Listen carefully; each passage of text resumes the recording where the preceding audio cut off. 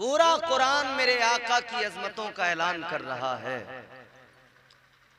उसी कुरान मजीद में जिसे अल्लाह ने मशाले राह बनाया, जिसे अल्लाह ने हमारे लिए करीने जिंदगी बनाया, उसी कुरान में हमारा तारुफ भी है, हमारी शनाख्त भी है, हमारी पहचान भी है और हमारी अजमतों का जिक्र भी उसी कुरान में मौजूद है। अल्लाह का कलाम है, रब का फरमान है। अजीजों, मैं अगर आपसे इस वक्त सवाल करूं कि आप और हम कौन हैं, तो आपका जवाब होगा हम इंसान हैं। जी भैया, हेलो, इधर गाड़ियां आती जाती रहती हैं, हम बार बार नहीं आएंगे।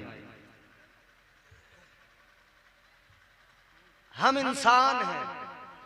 कौन है? इंसान।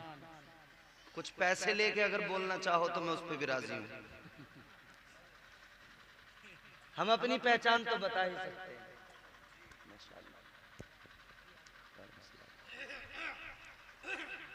इंसान, आदमी, बशर सब एक ही हैं। बेशक। आदमी को ही इंसान कहा जाता है, आदमी को ही बशर कहा जाता है। मनुष्य भी आदमी को ही कहा जाता है। आदमी अरबी का लफ्ज है। आदमी को आदमी क्यों कहा जाता है? जी, हजरत आदम अलैहिस्सलाम की निस्बत की वजह से, क्योंकि वो दुनिया के पहले आदमी हैं। बेशक। ये इसी तरह से है जैसे बदायूं का रहने वाला बदायूनी, सहसवान का रहने वाला सहसवानी, संभल का रहने वाला संभली, मुरादाबाद का रहने वाला मुरादाबादी। इसमें या लग गई, जैसे आदम से आदमी में या लग गई तो आदमी हो गया। क्या पहचान है? संभल के रहने वाले को संभली कहा गया, मतलब संभल वाला। मुरादाबादी कहा गया तो मतलब हुआ मुरादाबाद वाला। बदायूनी कहा गया तो मतलब हुआ बदायूं वाला। सहसवानी तो मतलब सहसवान वाला। जी, इसी तरह जब आदमी कहा गया तो मतलब क्लियर हो गया, आदम वाला। और जैसे ही कहा आदमी, वैसे ही मान लिया आदम वाला मतलब आदम की औलाद। अब मुसलमान हो, ईसाई हो, हिंदू हो, कोई भी हो, पूरी दुनिया के तमाम इंसान, तमाम दुनिया भर के इंसान, जब उन्हें आदमी कहा गया तो मतलब क्लियर, आदमी तो आदम वाला, यानी आदम अलैहिस्सलाम की औलाद। कुछ लोग क्या कहते हैं जी, और ये क्या है? ये भी तो बयान ही है। ये बयान ही है मेरे भाई। मुझे अपनी तमहीद मुकम्मल करने दो, तब मैं अपने उन्वान पे आऊंगा। मैं YouTube नहीं हूं कि जहां से सुनना चाहो वहीं पे सिलेक्ट कर दो, वहीं से चालू। आदमी आदम वाला मतलब आदमी कहा तो बात क्लियर हो गई। आदम से ताल्लुक है, किसी बंदर से ताल्लुक नहीं है। बहुत सारे लोग कह रहे हैं ना कि पहले बंदर थे फिर तरक्की करके आदमी बन गए, तो हमारा ताल्लुक बंदरों से नहीं है। अल्हम्दुलिल्लाह आदमी कहा तो मान लिया कि हमारा ताल्लुक आदम से है, और जिस आदम अलैहिस्सलाम से हमारा ताल्लुक है, उसी आदम अलैहिस्सलाम से अल्लाह ने शादियों का भी आगाज किया है।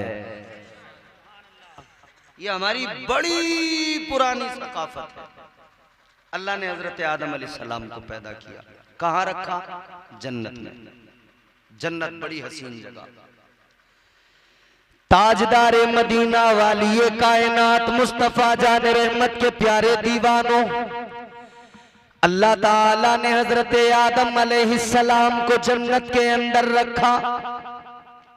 जन्नत की बहारें, जन्नत की रानाइयां, जन्नत का हुस्न, जन्नत के नजारे, मगर इंसान अकेले हजरत आदम, दूसरा कोई बशर नहीं, दूसरा कोई आदमी नहीं। बेशक अकेला आदमी कहीं भी हो तबीयत उखड़ी उखड़ी सी रहती है, बेशक दिल बेचैन सा रहता है, तबीयत उदास रहती है। हजरत आदम अलैहिस्सलाम हैं तो जन्नत के अंदर, मगर तबीयत उदास, हैं तो जन्नत के अंदर मगर दिल नहीं लग रहा। अल्लाह ताला ने करम फरमाया, हम जिन्स को पैदा फरमाया। एक रोज आप सोए तो अल्लाह ताला ने आपकी बाईं पसली से पहली औरत को पैदा फरमाया। हजरत हव्वा को अल्लाह ने वजूद अता किया, पैदा फरमा दिया। हजरत आदम अलैहिस्सलाम की जब आंख खुली, आंख खोलकर जनाब हजरत आदम ने जब देखा, हजरत हव्वा को अपने पास पाया, मालूम किया आप कौन, कहने लगी मैं औरत, मुझे अल्लाह ने आपके लिए पैदा किया है। जहां तक सीटी ना मारे ना वहां तक इसकी आवाज बढ़ा दो भाई साहब, बड़ी मेहरबानी होगी आपकी। मॉनिटर में जितनी आवाज है दे दीजिए। हजरत आदम अलैहिस्सलाम, आपने जब हजरत हव्वा को देखा, कायनात की पहली औरत को देखा, करीब आना चाहा, हाथ बढ़ाना चाहा, छूना चाहा, परवरदिगारे आलम ने फरमाया आदम रुक जाओ, ठहर जाओ, करीब नहीं जा सकते, हाथ नहीं लगा सकते। या अल्लाह किस लिए पैदा तो मेरे लिए किया है तूने, ऐ मौला तूने हव्वा को मेरे लिए पैदा किया तो मैं हाथ क्यों नहीं लगा सकता, ऐ मौला मैं छू क्यों नहीं सकता। अल्लाह ताला ने फरमाया आदम सुनो, इंसानियत के लिए आज से ही एक उसूल बनाया जा रहा है, एक ज़ाब्ता इंसानियत को दिया जा रहा है, आदमियत को दिया जा रहा है। वो ज़ाब्ता ये है, वो उसूल ये है, अगर किसी औरत के करीब जाना होगा तो सारी इंसानियत के लिए उसूल ये कि पहले निकाह करना पड़ेगा। ऐ आदम अगर आपको हव्वा के करीब जाना है तो पहले आपका निकाह किया जाएगा। सुभान अल्लाह, सुभान अल्लाह, सुभान अल्लाह। ऐसे नहीं जा सकते, पहले निकाह होगा। जी अजीजा ने गिरामी वकार जरा गौर फरमाइए, निकाह होगा पहले। अब हमारे यहां साहब निकाह होते हैं, मैरिज हॉल बुक कर लिया, वेडिंग पॉइंट, हस्बे लियाकत,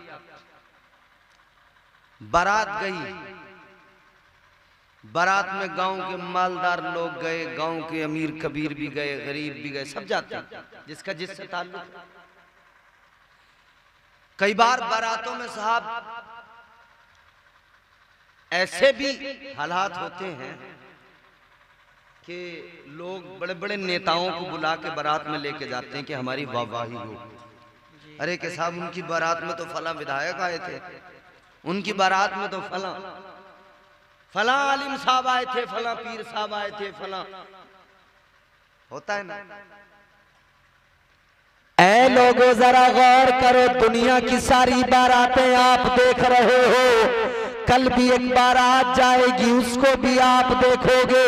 आपने इससे पहले बड़ी बारातें देखी, आप बहुत जगहों पर बाराती बनकर गए, आपने बड़े बड़े वेडिंग पॉइंट देखे, आपने बड़े बड़े मैरिज हॉल देखे, मगर ए लोगों जरा गौर करो, जहां तुम्हारे मेरे नस्ल इंसानी के बाप हजरत आदम का निकाह हुआ, वो ऐसे वेडिंग पॉइंट की तरह नहीं था, वो ऐसा कोई मैरिज हॉल नहीं था।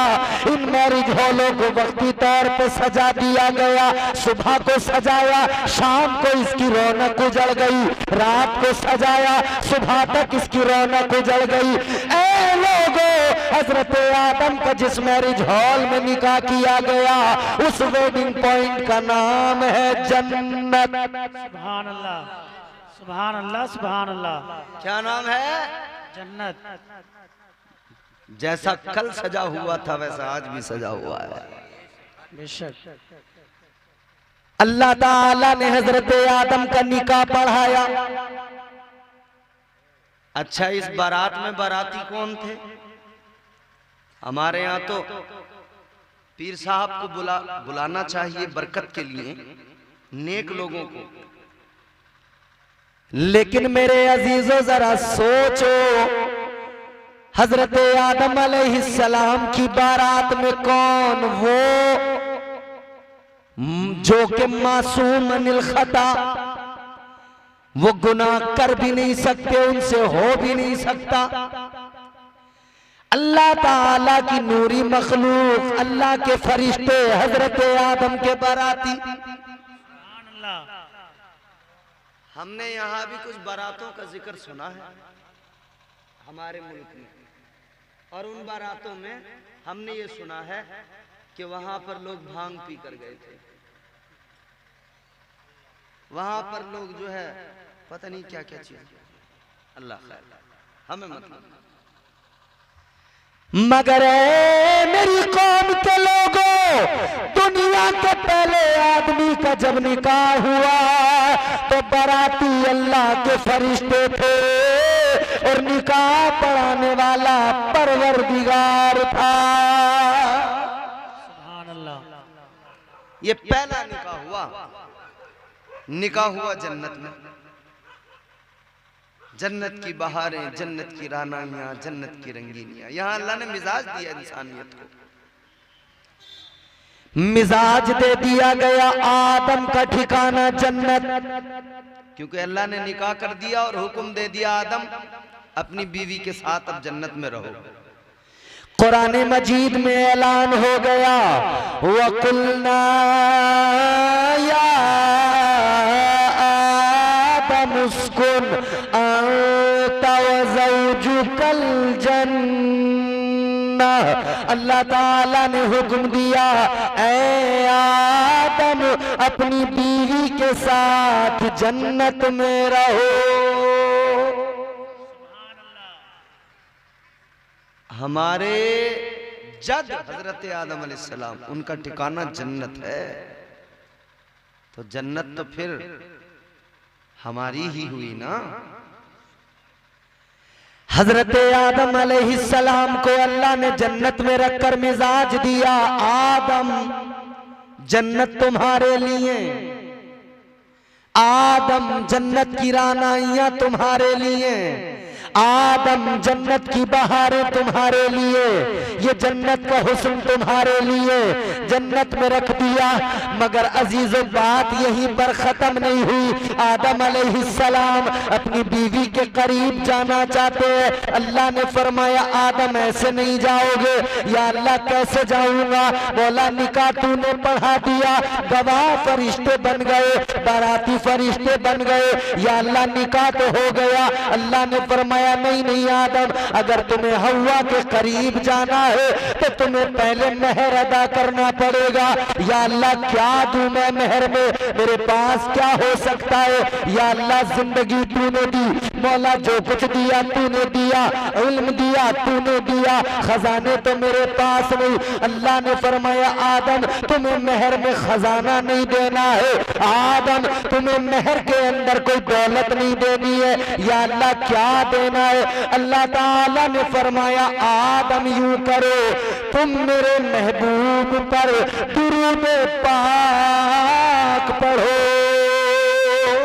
नारे तकबीर, नारे रिसालत, मसलके आला हजरत मौलाना इम्तियाज बरकाती साहिब किबला जश्न शादी सर जमीन बाजपुर नारे तकबीर। दुरूद पाक पढ़ो। किस पर? महबूब पर। कौन? आदम आपकी ही नस्ल में होंगे। जाहिरी तौर पर तो बड़ा जमाना लगेगा अभी दुनिया में आने में, मगर आदम तुम्हें जो पैदा किया गया उनके ही सदके में पैदा किया गया है। बेशक अल्लाह ताला ने बंदों को मिजाज दे दिया, इंसानियत को मिजाज दे दिया। जब तुम्हारी शादियां हो, जब तुम्हारे निकाह हो, शादियां हो, तो एक काम जरूर करना। वो काम क्या? वो काम ये, रब के महबूब का जिक्र जरूर करना। सुभान अल्लाह। क्योंकि आदम से जिक्र मुस्तफा कराया, दरूद पढ़वाया। तो पता लग गया निकाह के साथ जरूरी है कि जिक्र मुस्तफा किया जाए। निकाह के साथ इंसानियत को मिजाज दिया गया, ताजदार मदीना पे दुरूद पढ़ा जाए। आज वही तो किया जा रहा है। निकाह के पहले ये महफिल सजाकर मदीने वाले का जिक्र किया जा रहा है, आका के कसीदे पढ़े जा रहे हैं, आका पे दुरूद पढ़ा जा रहा है। सुन्नत हजरत आदम भी अदा हो रही है, अल्लाह ताला के हुक्म पर भी अमल हो रहा है। सुभान अल्लाह, सुभान अल्लाह, सुभान अल्लाह। तो दुनिया की पहली शादी ये बताती है कि शादी में होना क्या चाहिए। बेशक कितनी चीजें बताई इस शादी में। एक तो ये बताया कि शादी में बाराती जो हों वो नेक हों। ऐसा नहीं कि सारे 8 नंबर ही इकट्ठे कर लिए, तमाम 2 नंबरी लोग। अब तो फिर भी मियाँ जी, हाँ, वो नाच गाना कैसे होगा फिर? अब तो डीजे बजा के शराबे पी पी के मुसलमान कहलाने वाले नाच रहे हैं बारातों में। मगर दुनिया की पहली शादी ने सिखाया क्या? अल्लाह ने मिजाज क्या दिया? पहले आदमी की शादी है, कोई दूसरा आदमी नहीं है, तो सारी आदमियत को मिजाज दिया गया। तुम्हें शादियां करनी हैं मगर ऐसे करना जैसे रब सिखा रहा। कैसे? पहले तो ये करना कि तुम्हारी शादियां जो हो वो ऐसी हो कि उनमें जिक्र मुस्तफा हो, अल्लाह उसके रसूल का जिक्र हो, नबी पर दुरूद पढ़ा जाए। दूसरा ये तुम्हारे बाराती अच्छे हो, नेक लोग हो। तीसरा ये कि तुम्हारी बारातों में नाच गाने ढोल तमाशे नहीं होने चाहिए। और ये भी नहीं मियां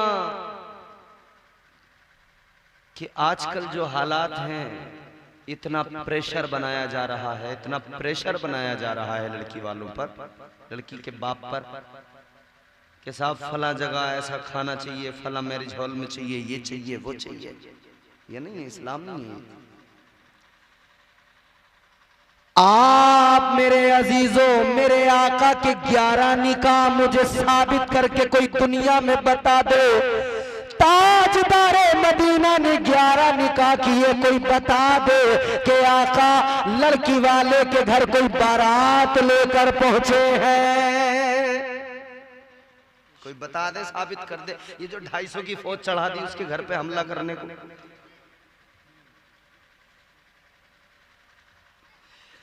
ताजदार मदीना की प्यारी शहजादी सैयदा तैयबा हजरत फातिमा का निकाह हुआ, शादी हुई। अजीजों, कोई तारीख बता दे, मुझे साबित कर दे कि मौला अली अपनी बहुत लंबी चौड़ी बारात लेकर नबी के दरवाजे पे गए हो। नहीं, बल्कि अली तो दूल्हा बनकर कहाँ आए? मस्जिद रसूल में आए, मस्जिद नबवी में आए।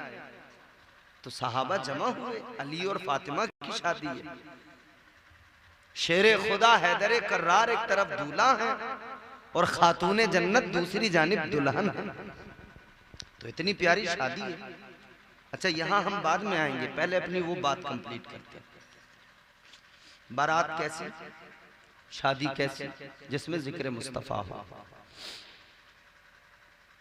और यहां से ये भी मिजाज मिला, फिर अल्लाह ने हुक्म दिया आदम अपनी बीवी के साथ जन्नत में रहो।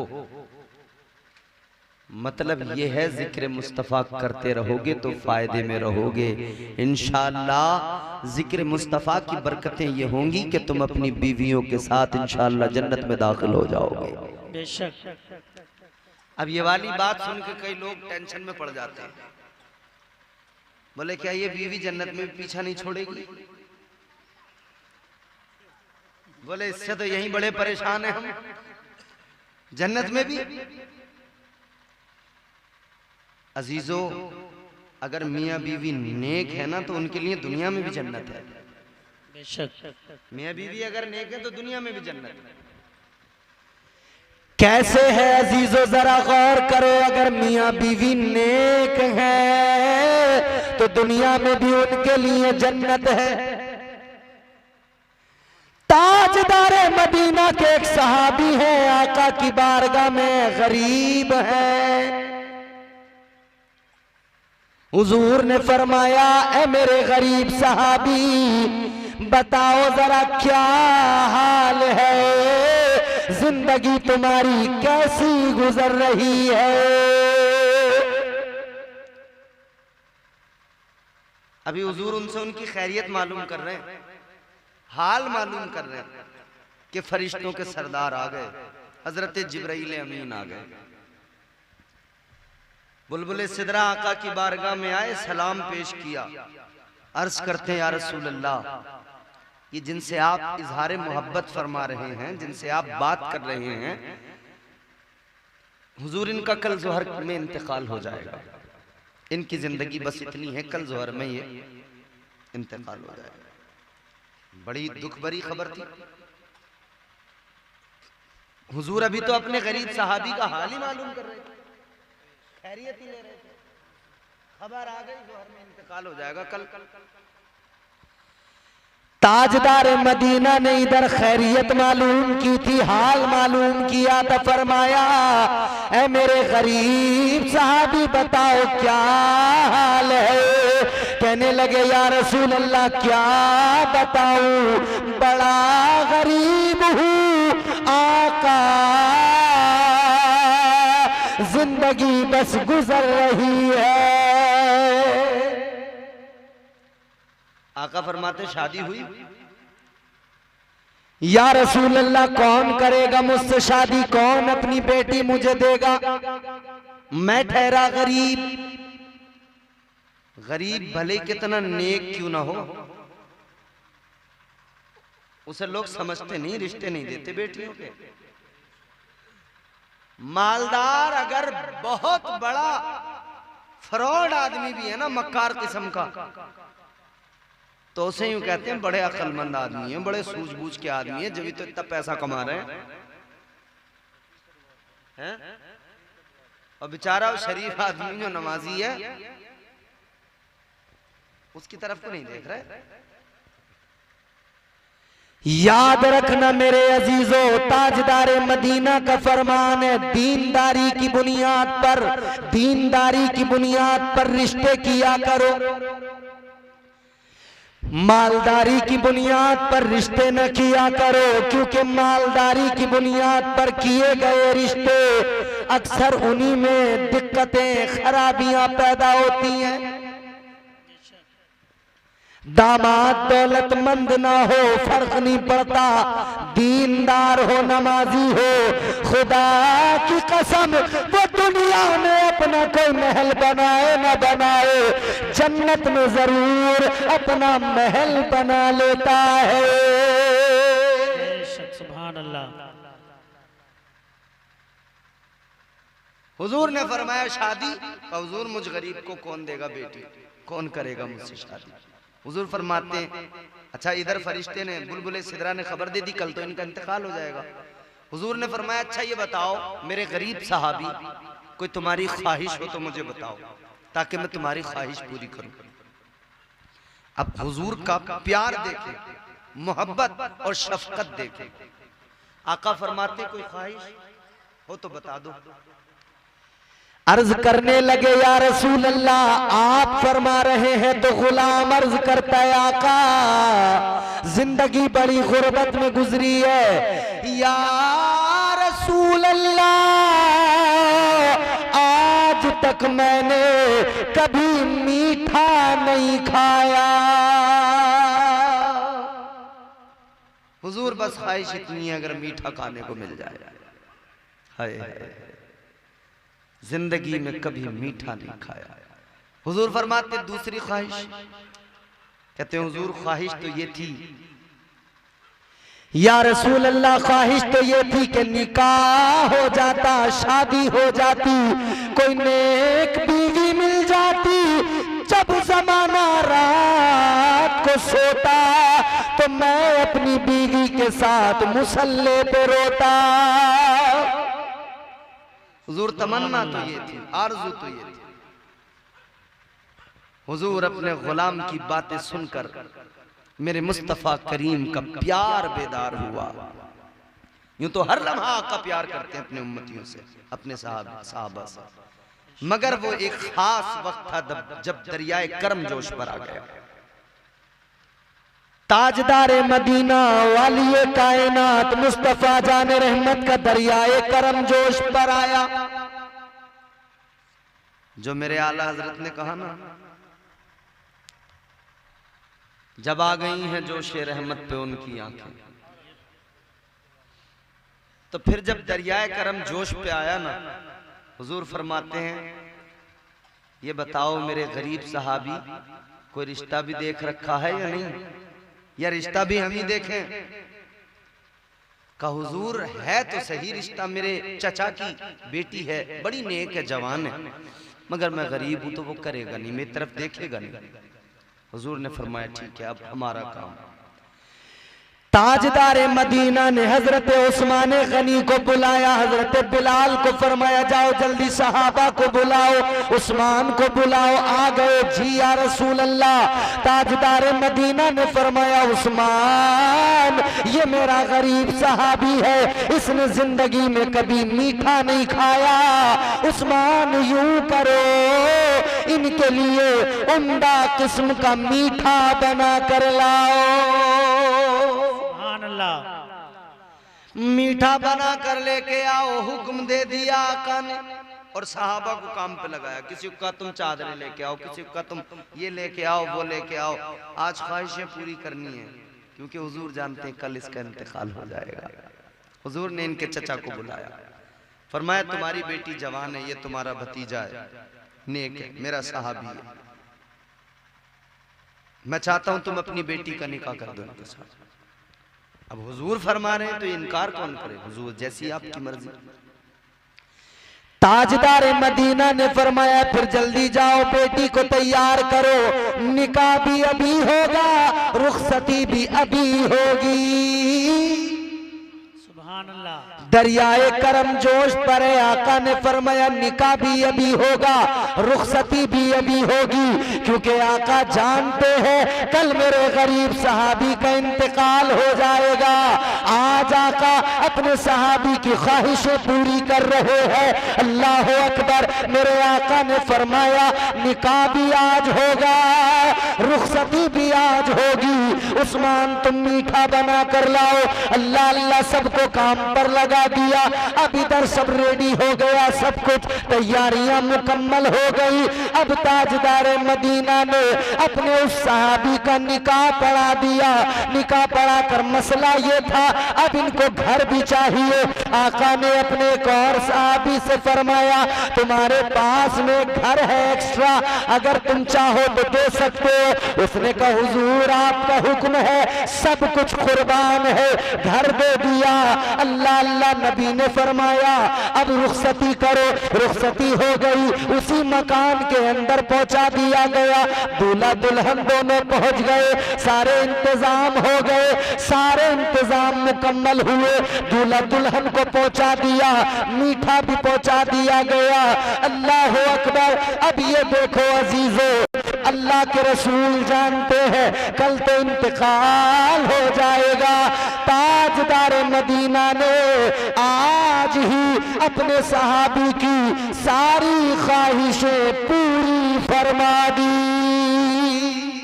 नारे तकबीर, नारे रिसालत, मसलके आला हजरत मौलाना इम्तियाज बरकाती साहिब क़िबला, जश्न शादी, नारे तकबीर। करते ना हुजूर अपनी उम्मत से प्यार, अपने सहाबा से प्यार। उसी वक्त सारा इंतजाम हो गया, लो निकाह भी हो गया, रुखसत भी। हमारे यहाँ भी कभी कभी ऐसे कोई इंसिडेंट होते हैं जब फौरी तौर पर दूल्हा तैयार करके लाना पड़ता है, मगर वो कैफियत कुछ और होती है। वो तो ऐसा होता है किसी की शादी की डेट रखी गई और फिर लास्ट टाइम पे बात बिगड़ गई, तो अब बोले कोई ना कोई लेके आओ दूल्हा, उसी तारीख में बिया करना है। या फिर मौके पे बात बिगड़ गई तो फिर बोले गांव में से अब ढूंढ लो जो सही हो, जल्दी से अब बात रखने के लिए, इज्जत रखने के लिए निकाह करो। खैर ये तो एक अलग बात है, मगर हुजूर ने निकाह कर दिया। अगले दिन हुजूर ने, ये रात तो गई, अगले दिन के लिए हुजूर ने वो भी इंतजाम फरमाया। मगर जब ये रात आई ना, अल्लाह, जब ये रात आई, दोनों मियां बीवी अपने दोनों साथ हैं, वो शानदार किस्म का मीठा, बड़ा उम्दा मीठा सामने दस्तरखान पे रखा। शाम का वक्त है, दस्तरखान पे सारा सामान रखा है खाने पीने का। दोनों मियां बीवी बैठ गए अल्लाह का शुक्र अदा करते हुए। बीवी भी नेक, शोहर भी नेक, बैठे हैं दस्तरखान पर। अब खाना चाहते हैं, लुकमा बना के मुंह के करीब लाना चाहते हैं कि कानों में आवाज आई, दरवाजे पर कोई आके कह रहा है मैं भूखा हूँ, मुझे अल्लाह के नाम पर कुछ खाने को दे दो। साइल की आवाज कानों में आई, सहाबी ने लुकमा नीचे रख दिया। बीवी से कहने लगे, बीवी ऐ मेरी शरीके हयात, आका ने हमारी शादी करा दी, मैं जानता हूं तुम नेक हो, मैं जानता हूं तुम सखी हो। एक ख्वाहिश तो मेरी ये पूरी हो गई कि निकाह हो गया, दूसरी मीठा भी मुझे मिला, मगर अब जबकि साइल मांग रहा है, दरवाजे पे साइल खड़ा है, तो मेरा दिल चाहता है हम ये अपने आगे का सारा खाना, ये सारा मीठा इस मांगने वाले को दे दें, अल्लाह का शुक्र अदा कर ले। क्योंकि जिंदगी अगर है तो अल्लाह हमें दोबारा अता कर देगा। शोहर भी नेक था, बीवी भी नेक थी, दोनों ने कहा ठीक है, सारा सब कुछ उठाया, जो मांगने आया था उस साइल को दे दिया। जब इन्होंने दिया तो उसने भी लेकर अल्लाह की बारगाह में हाथ उठाए। उस गरीब ने दुआ की, या अल्लाह इनका भला कर दे, या अल्लाह इनकी जिंदगियां लंबी कर दे, या अल्लाह परवरदिगार इन्हें खूब खुशियां अता फरमा।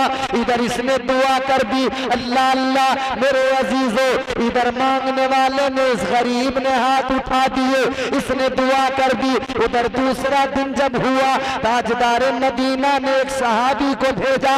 आका ने फरमाया जाओ जाओ उस मकान के पास जाओ, जोहर से पहले भेज दिया, जोहर के बाद भी वहीं रहना है, जोहर की नमाज पढ़ने बस आना है, जोहर के बाद भी रहना है। देखना है अगर घर के अंदर से रोने की आवाज आए तो तुम्हारा काम ये फौरन आना और मुझे बता देना।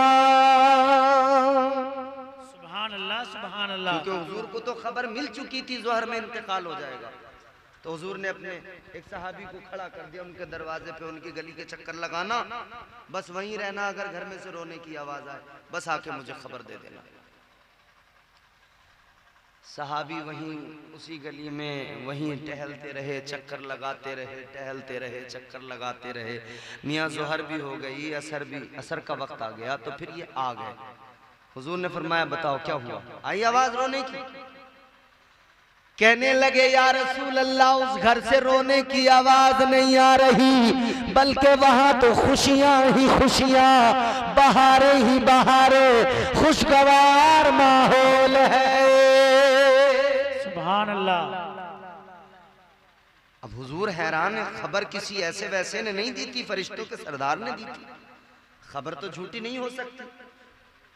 तो फिर आखिरकार इंतकाल क्यों नहीं हुआ? इंतकाल हो गया होता तो रोने की आवाज आती, फिर माहौल में वो खुशगवारी न रहती, फिर तो गमगीन माहौल हो जाता। हुजूर ने अल्लाह की बारगाह में अर्ज किया, मालिक ये क्या माजरा है? या अल्लाह ये माजरा क्या है? अब आपका दिल खुश हो जाएगा, मेरे जुमले जरा गौर से सुनिए। या अल्लाह माजरा क्या है? या अल्लाह मुझे तो फरिश्तों के सरदार ने बताया था। ऐ परवरदिगार, ताइरे सिदरा ने तमाम अंबिया के सहाबी हजरत जिब्राइल अमीन ने बाज़ाब्ता मुझे खबर दी थी, लेकिन मौला क्या मुअम्मा है? अल्लाह ने फरमाया, ऐ मेरे महबूब, खबर सच्ची थी, तकदीर यही थी, इसकी मौत का वक्त था, इसको दुनिया से जाना था, खबर सच्ची थी, तकदीर यही थी।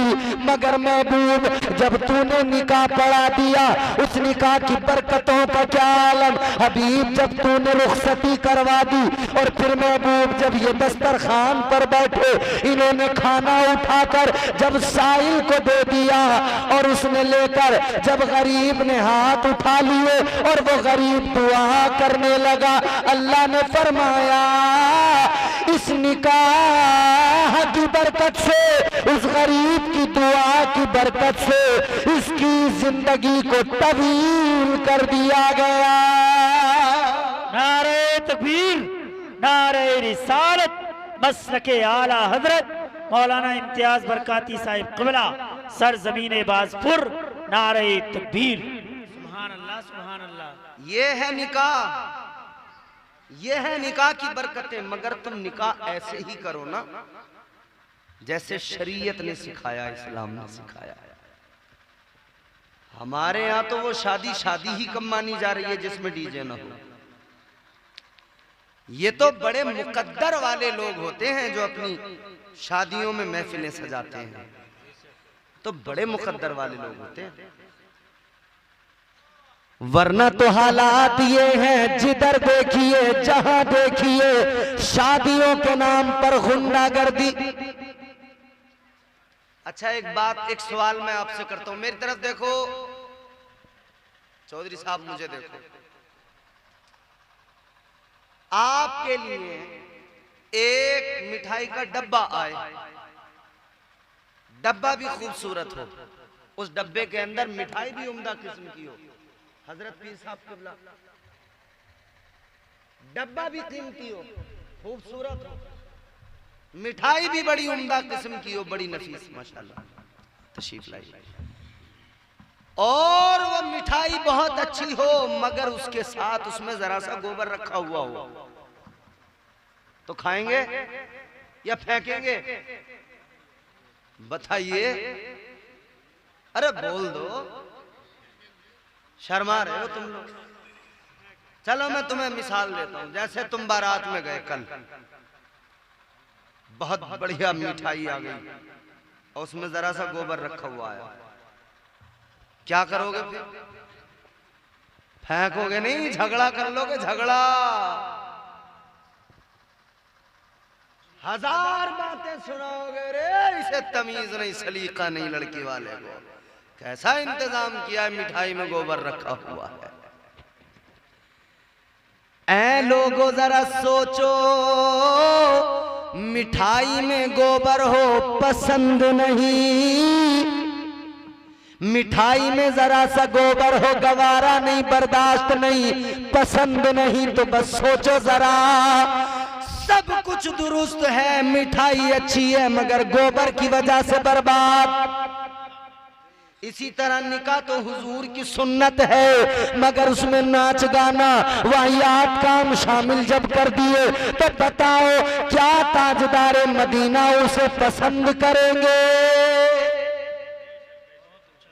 क्या अल्लाह उस शादी को पसंद करेगा? और जब अल्लाह पसंद नहीं करेगा, नबी पसंद नहीं करेंगे, तो वो शादी मुबारक कैसे कहलाएगी?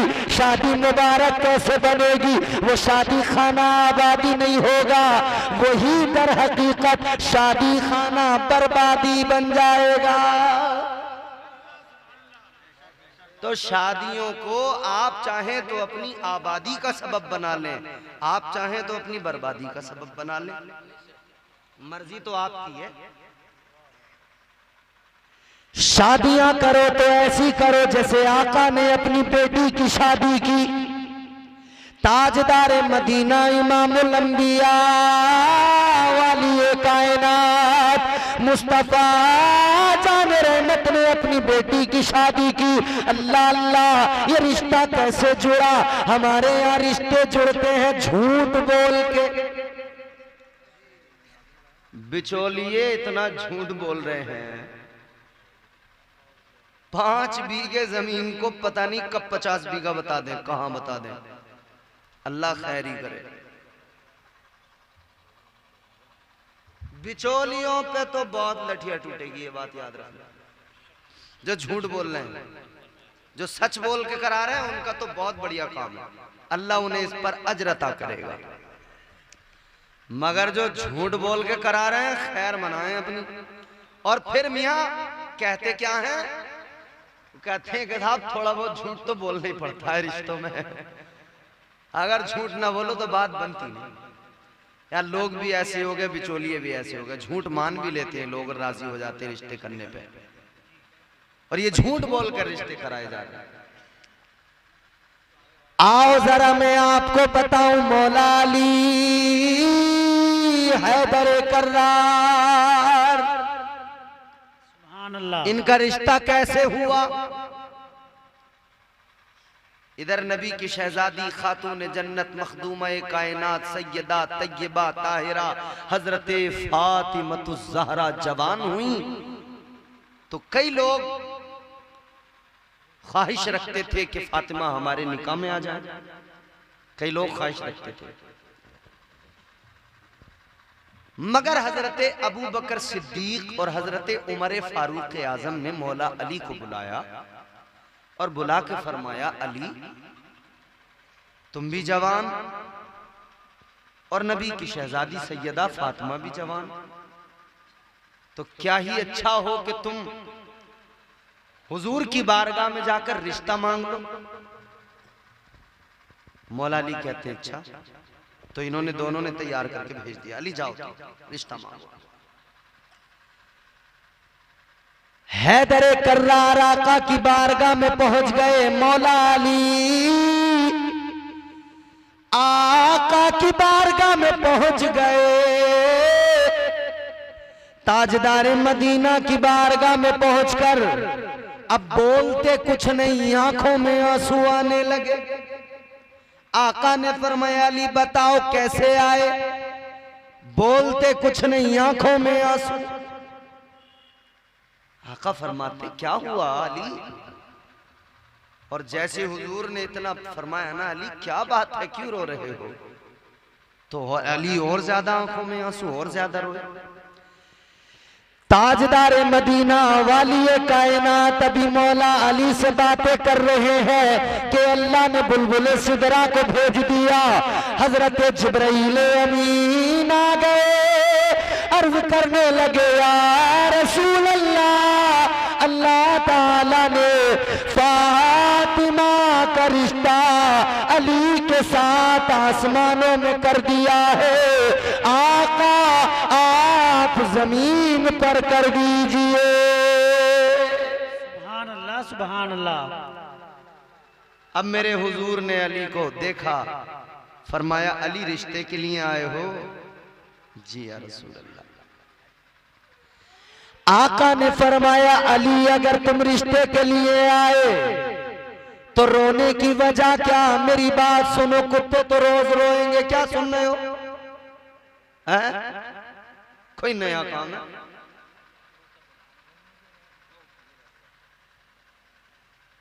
एक एक बात मेरी गौर से सुन लो, बहुत जल्दी तकरीर खत्म कर दूंगा, फिर पता नहीं कब मौका मिला तुम्हारी हमारी मुलाकात कब हुई, अल्लाह बेहतर जाने। जिंदगी रही, जिंदगियों का भरोसा कोई नहीं है भैया। आका ने फरमाया जब रिश्ता मांगने आए थे तो रिश्ता मांग लेते, आंखों में आंसू क्यों, रोए किस लिए? अली अर्ज करते हैं या रसूल अल्लाह, रोया इसलिए कि सबके रिश्तों की बात करने या तो उनका बाप आता है या उनकी माँ आती है।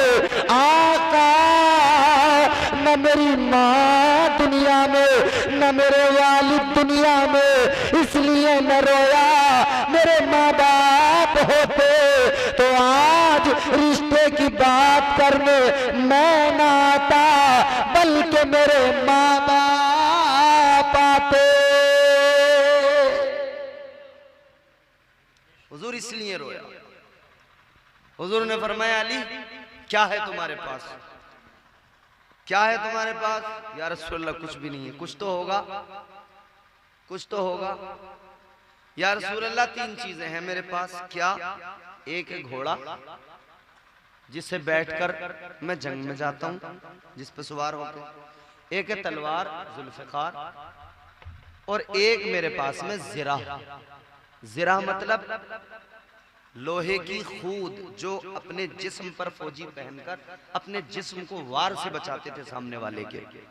जंगी लिबास में आपने देखा होगा, पहले जरा मुश्किल होता था समझाना इन चीजों को, अब समझ लेते हैं हमारे नौजवान, क्योंकि अब इन्होंने बहुत देखे हैं ना सीजन उस्मान के और अरतरुल गाजी के, बहुत देख लिए।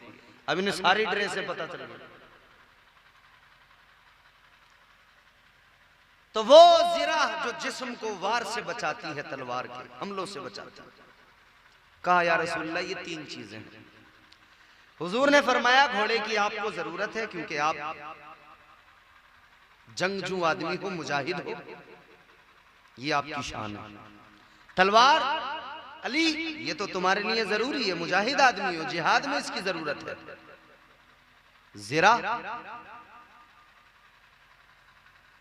आका फरमाते हैं अली तुम्हें इसकी जरूरत नहीं है। क्यों? आका ने फरमाया अली तुम शेरे खुदा हो, किस मां ने जना है वो लाल जो मैदान जंग में तुम पे हमला करे और उसकी तलवार तुम्हारे जिस्म को छू जाए।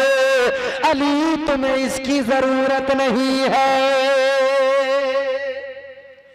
खुदा के शेर को इसकी क्या जरूरत है?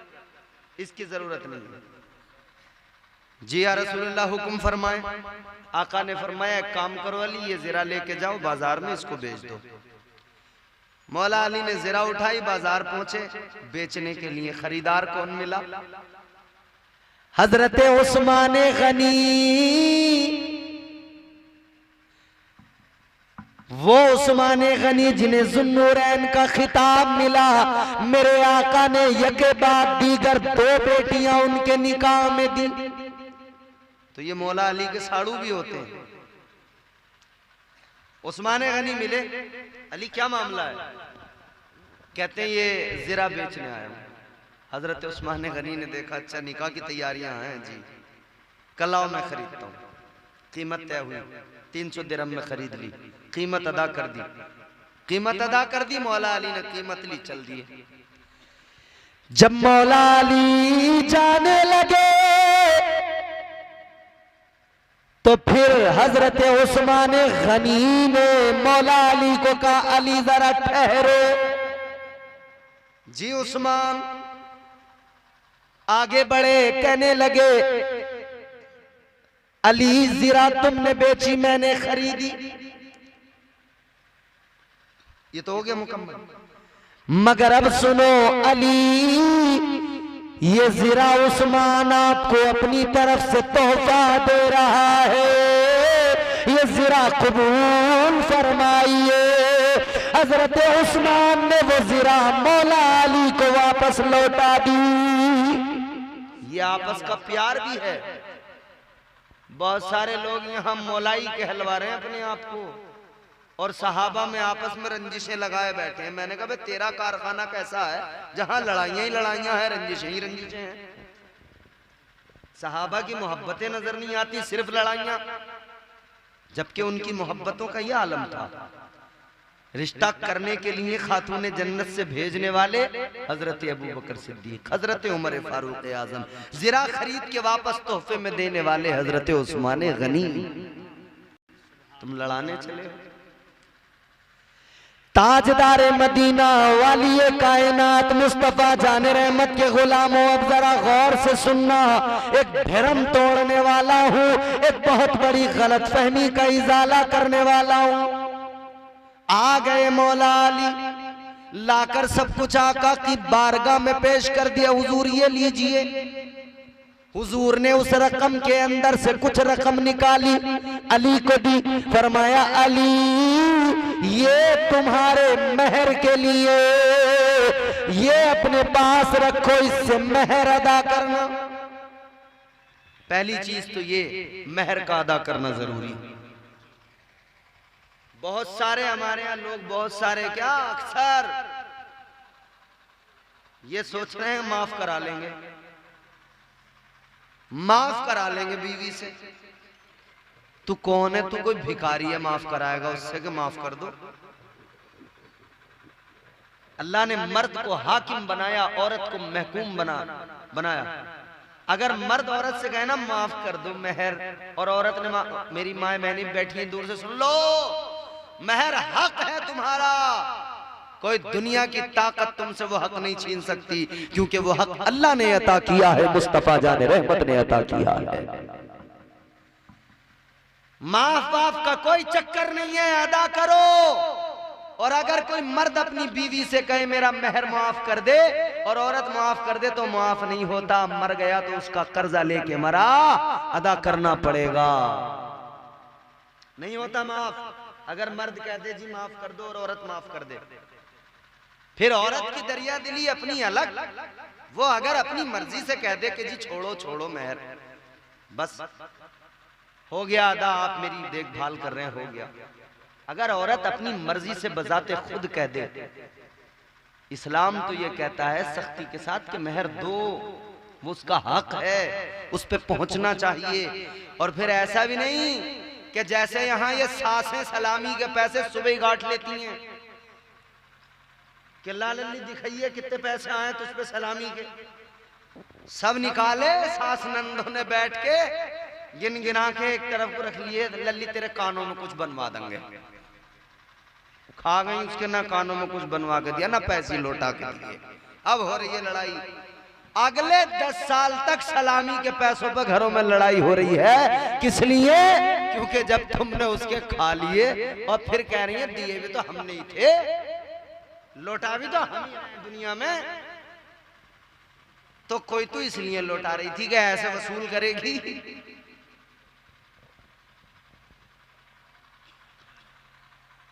मेहर ये हक है औरत का, कोई बचने का रास्ता नहीं है, देना ही पड़ेगा।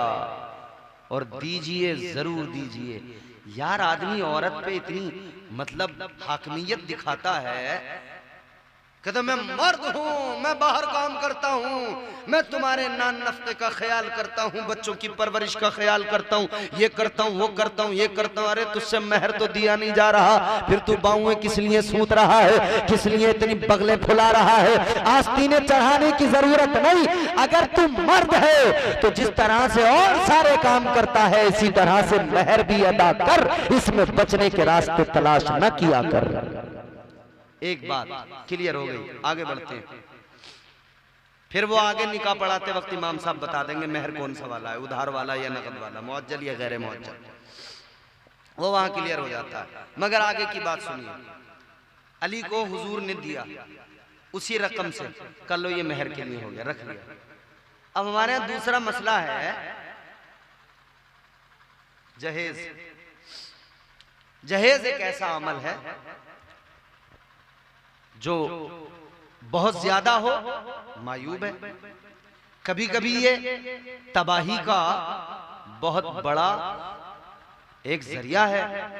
कभी कभी इस ज्यादा जहेज की वजह से मालदार तो दे देते हैं, मगर गरीब लोग उस ज्यादा जहेज की नुमाइश को देखकर रातों को तड़पते हैं, रोते हैं और सोचते हैं मालदार पे था उसने दे दिया, मैं गरीब हूं, किससे कर्ज मांगूंगा, क्या करूंगा, कहां से लाऊंगा, कहां से अपनी बेटी को लाकर दूंगा, इंतजाम करूंगा। और याद रहे इस्लाम में बेटियों का जहेज नहीं, प्रॉपर्टी में हिस्सा है। बेशक हक है। तुम जहेज दे के हिस्सा खा जा रहे हो। अब्बा ने जो 50 बीघे जमीन छोड़ी उसमें बहनों का हिस्सा था, जहेज दे के निचंत हो गए तो भैया दे तो दिया जहेज, काम नहीं बना इससे, तू जहेज 20 लाख रुपए का दे दे। जब तक उसमें हिस्सा नहीं देगा बाप की विरासत में, तूने अगर 10 लाख भी दे दिए हैं और 10,000 का हिस्सा अगर उसका रुका हुआ है तो तू कयामत के दिन मुजरिम बना खड़ा होगा। ये तेरी बहन होगी उधर, अल्लाह तुझसे सवाल करेगा तूने अपनी बहन को अपनी मीरास से, अपने बाप की मीरास से हिस्सा क्यों नहीं दिया था। वहां इस पे वाहवाही नहीं मिलेगी कि हाँ तूने तो बड़ा जहेज दिया था, तूने इतना जहेज दिया था तो अब तेरे लिए तो चल माफी है, तूने हिस्सा नहीं। प्रॉपर्टी का हिस्सा अगर 50,000 बनता है और तू 4 लाख जहेज की शक्ल में दे रहा है, वो तू देने के लिए जितना दे दे, मगर अगर उसका तूने प्रॉपर्टी में हिस्सा नहीं दिया तो तू मुजरिम है, मुजरिम है, मुजरिम है। आइए आगे बढ़िए, आगे जो रकम बची आका ने जिस रकम से हजरत अली को दी, फरमाया इससे अपना मेहर अदा करना। बाकी जो रकम बची उससे आका ने क्या किया, ताजदार मदीना ने बाकी की रकम से हजरत अली के बर्तन जो जहेज में थे उनका इंतजाम किया और आका ने उन बचे पैसों से हजरत अली का वलीमा किया। सुभान अल्लाह, सुभान अल्लाह। तो जो फातिमतुज़्ज़हरा को जहेज में बर्तन गए, जो सामान गया, गिनाया जाता ना, मिट्टी के बर्तन, एक जो है साहब पानी का मशकीज़ा, एक जो है साहब चक्की आटा पीसने की, एक साहब चटाई, एक साहब तकिया, ये सब चीजें बताई जाती हैं। कई शादियों में हमने देखा कि वहां पर साहब ये सामान लगा हुआ है, क्या का ये हजरत फातिमा का जो जहेज था वो उतना जहेज दिया जा रहा। एक बात पूछता हूँ, ये उलमा बैठे सब पढ़े लिखे लोग, पीर साहब बैठे, ये तमाम लोग, एक बात ईमानदारी से बताओ, ये सब बताएंगे, चक्की उस दौर के हालात को जरा नजर के सामने रखें। हाथों से अपने हाथ से चक्की चलाकर पीसते थे, फिर उससे खाने का इंतजाम होता था, खाना तैयार होता था। मतलब खुद से मेहनत करके, खुद से पीस के, खुद से चक्की चला के, मतलब चक्की की बहुत जरूरत थी हर घर में, क्योंकि खुद से पीसना तो चक्की जरूरत का सामान थी या नहीं? बोलो, शर्माओ मत, बोलो। चक्की उस वक्त की बहुत बड़ी जरूरत की चीज थी ना, चक्की उस वक्त की बहुत बड़ी जरूरत की चीज थी, ये बात तस्लीम करनी पड़ेगी।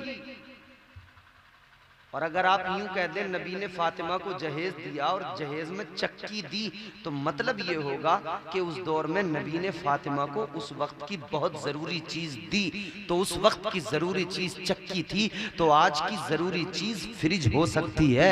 उस वक्त की जरूरी चीज अगर चक्की थी तो आज की जरूरी चीज मोटरसाइकिल हो सकती है। अगर उस वक्त की जरूरी चीज चक्की थी तो आज की जरूरी चीज वॉशिंग मशीन हो सकती है। तो फिर ये बात सामने आएगी, अगर नबी अपनी बेटी को जरूरत की चीज दे सकते हैं तो फिर उम्मत के लिए रास्ता खुलता है कि उम्मत भी अपनी बेटियों को जरूरत की चीजें दे। तो फिर कौन सी चीजें जरूरत की होगी? फिर जरूरत की चीज वॉशिंग मशीन होगी, फिर जरूरत की चीज फ्रिज होगी, फिर जरूरत की चीज ये तमाम चीजें होंगी। अच्छा, एक है अपनी तरफ से देना, अपनी बहन को, अपनी बेटी को कोई अपनी तरफ से यूं ही तोहफा दे दे, और एक ये कि नबी ने दिया तो अब देना पड़ेगा।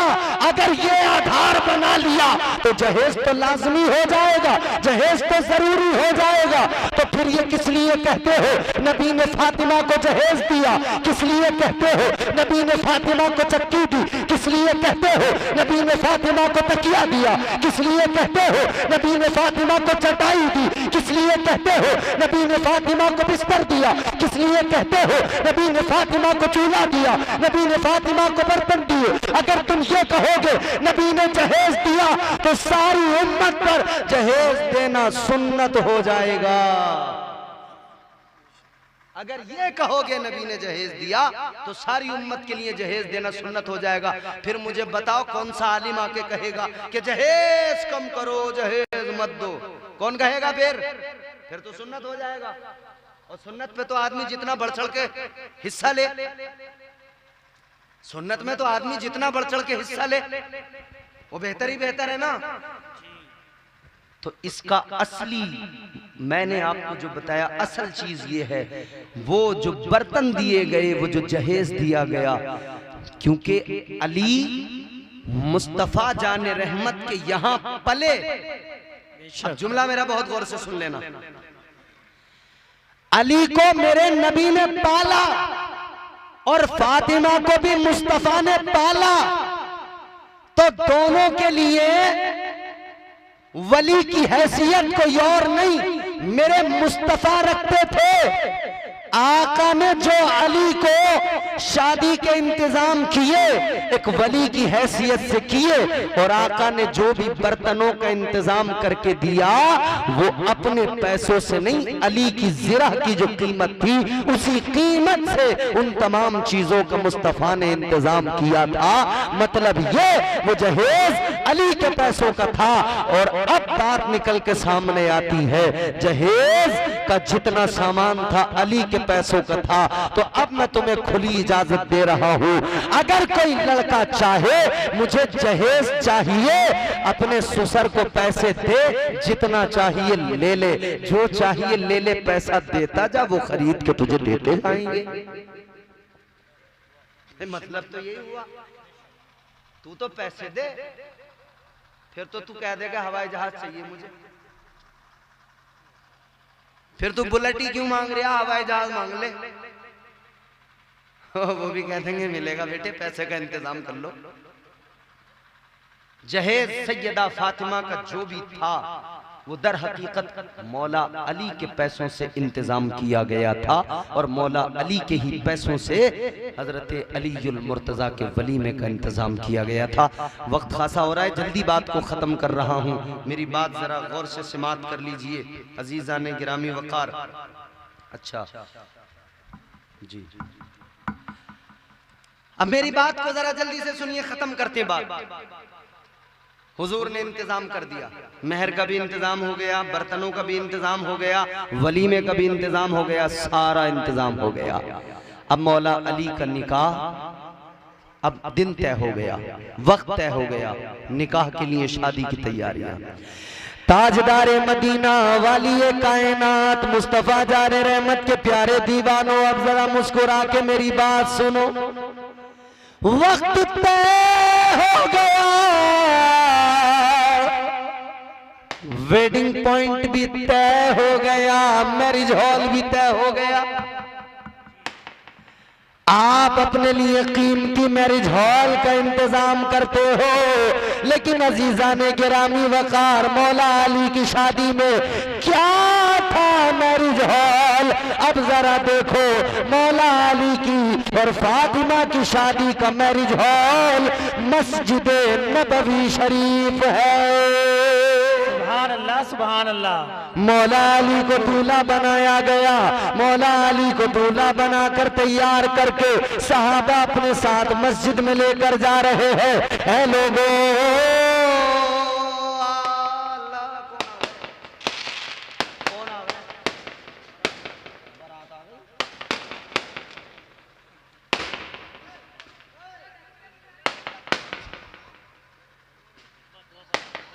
हाँ कोई और भी? अच्छा, एक बारात और।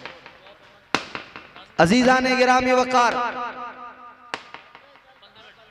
जी ठीक है। वो हम जिन उन्वानात जिन अनावीन पर गुफ्तगू कर रहे हैं वही सब देखो मुजाहिरा भी हो रहा है। अल्लाह खैर फरमाए, हमारे मुआशरे पे अल्लाह रहम फरमाए। कहने का मतलब ये, मस्जिद में बारात पहुंच गई, दूल्हा कोई और नहीं मौला अली है, दुल्हन कोई और नहीं सैयदा फातिमा है। लोगों अपनी शादियों में निकाह पढ़ाने के लिए लोग नेक लोगों को बुलाते हैं, पीरों को बुलाते हैं। आजरा देख, अली का निकाह पढ़ाने वाला कोई पीर नहीं था, अली का निकाह पढ़ाने वाला अल्लाह का महबूब था। आजरा देख, मस्जिद रसूल के अंदर अली का निकाह मुस्तफा ने पढ़ाया है। और ये कोई बारात ऐसी बारात नहीं जैसे आज बारातें पहुंचती हैं, बल्कि ये कायदे से मस्जिद में पहुंचकर निकाह हुआ। इस्लाम कहता है निकाह ऐसे करो, मस्जिदों में जमा होकर निकाह की तकरीबात का एहतमाम किया करो, मस्जिदों में जमा होकर, क्योंकि मस्जिद में निकाह होगा तो मस्जिद में बैठने पर भी सवाब मिलेगा और सुन्नत अदा करने पर भी दोहरा सवाब मिलेगा। अजीजों ऐसे निकाह करो, ऐसी शादियां करो। अल्लाह तबारक व तआला हम सबको शरीयत के मुताबिक शादियां करने की तौफीक अता फरमाए। परवरदिगार आलम इस शादी को, हाँ हाफिज क्या नाम है, अब्दुल कादिर साहब, मुबारक फरमाए। अल्लाह ताला बरकतें अता फरमाए। परवरदिगार आलम दुनिया और आखिरत में इज्जतें अता फरमाए। जितने लोग शरीक हुए, शामिल हुए, अल्लाह ताला सबको दारैन की सआदतों से माला माल फरमाए। और मैं दुआ गो हूँ मरहूम लियाकत खां साहब और मरहूमा तौफीकन मरहूम हाफिज रिफाकत हुसैन साहब और पहलवान खां मरहूम सुलेमान साहब और मरहूम फराहीन खां, इन तमाम के लिए दुआ गो हूँ। अल्लाह ताला इनके दर्जात को बुलंद फरमाए, मग़फ़िरत फरमाए, जन्नतुल फ़िरदौस में आला तरीन मकामात पर फाइज फरमाए।